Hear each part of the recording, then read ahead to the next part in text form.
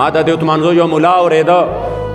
اگر چې عمر یې ډېر دی خو بدبخته دومره دروغ وایي دومره دروغ وایي چې د دروغو حد یې نشته او ټول انس صاحب دی چې څه خبره کوي ما داسې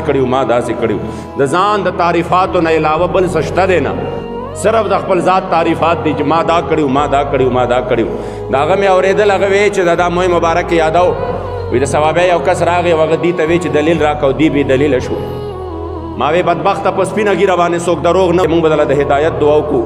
چې خدای دې خاتمه بالایمان کا خدا هغه موی مبارک دی چې دا په دلیل سره دی ویږي دې باندې او کم موی مبارک چې افغانستان کې موجود دی او کم چې دا هغه وخت بادشاهان امیر امان الله خان امیر عبدالرحمن امیر حبیب الله خان دا یو شاهي کورنۍ تېره شوې ده او هغې سره نور موی مبارک مو بیا دا موی مبارک هم غالبا 9 تعداد موی مبارک او محمود غزنوي هم په هغې کې ډېر موی مبارک چې هغه ته تحفتن ملو هغه یې ملته ایښودلي چې په هغې کې د حضور علیه الصلاة والسلام چغه مبارکه ده قندهار کې پرته ده داسې نورم هغه ټول موی مبارک کې چې باباجي مبارک کله لاړه نو د دې امیر امان الله خان وزیرو او د زربچې ساداتو او هغه چې کوم دی سید ګل بادشاه نوم امیر د هغه نه ډېر خوشحاله و د دې وزارت په صله کې ورته وی چې ته ما ته ووایه څه انعام دله درکړم زه د نه ډېر خوشحاله یم هغه ورته وی باچا سلامت ګورې چې څه وغواړم راکی به یې راله وی بلکل دله در کوم د بادشاه دغه ده چې دی به چېرته جایداد غواړي پیسه به غواړي هغه ورته وی بادشاه سلامت دا تا سره چې کوم موی مبارک دی 9 عدد د دې نه 2 موی مبارک ماله راکړه ډېر حیران شو چې دا تاسو چلو کو دا خو زمونږ د اسلافو نشانی مونږ سره پرته وه چې د هغې چې کم دی مونږ ته دا سندن را رسېدلی دي خو بهرحال ما تا سره واده کړې ده نو هغه 2 عدد موی مبارک د زربچې د ساداتو د سید ګل بادشاه خپل وزیر له ورکړه باباجي مبارک چې خبر شو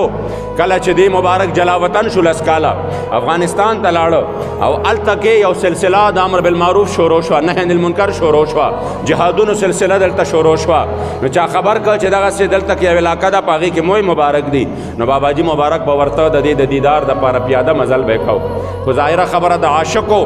تمنا دا و چې کاش دا موی مبارک ما ته ملو شي خو هغه نه ورکول چې کله باباجي مبارک جلاوطني ختمه شوه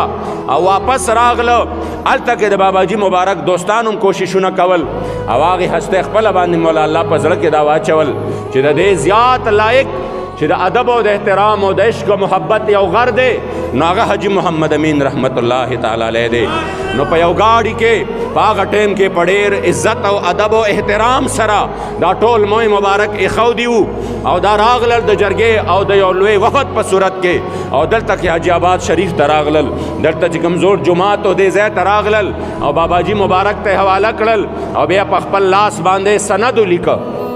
په خپل لاس باندې سند ولیکه او هغه سند اوس هم موږ سره موجود دی هغه سند د هغې د لاس اوس هم موږ سره موجود دی او بیا عزتمندو دا چې حدیث بیانوي او ځان ته د حدیثو بابا وایي نو دوی اکثر د علامه بخاري او همدارنګې د لویو محدثینو باره کې دام وایي چې دی له الله دا مقام هم ورکړی چې د سند سره سره دی له الله د مشاهدې دا مقام هم ورکړی چې دی به د محبوب علیه السلام نه هم تپوس کو دا حدیث مبارک ستاسو دی یاد ساتی د هغه عاشقانو چې د دې به ملاقاتونه هم کېدل د مدینې منورې د جانان مبارک سره